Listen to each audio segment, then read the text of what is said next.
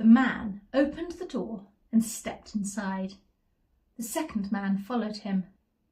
Dick crept as close as he dared, waiting for the third man to go in too. Then he meant to slam the door and bolt it. The first man swung his torch round and gave a loud exclamation. "The children are gone! How strange! Where are they?" 2 of the men were now in the cave, and the third stepped in at that moment. Dick darted forward and slammed the door. It made a crash, and then that went echoing round the caves and the passages. Dick fumbled with the bolts, his hands trembling. They were stiff and rusty. The boy found it hard to shoot them home into their sockets, and meanwhile the men were not idle.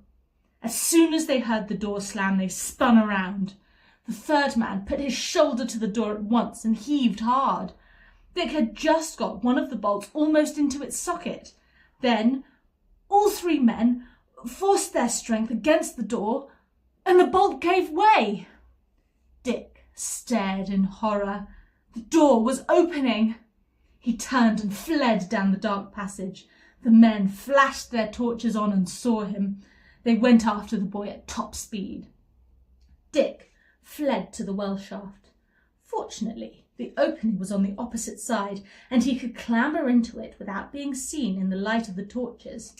The boy had only just enough time to squeeze through the shaft before the 3 men came running by.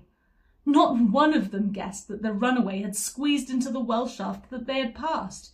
Indeed, the men did not even know that there was a well there. Trembling from head to foot, Dick began to climb the rope that he had left dangling from the rungs of the iron ladder. He undid it when he reached the ladder itself, for he thought perhaps the men might discover the old well and try to climb up the ladder. They would not be able to do that if there was no rope dangling down. The boy climbed up the ladder quickly and squeezed round the stone slab near the top. The other children were there, waiting for him.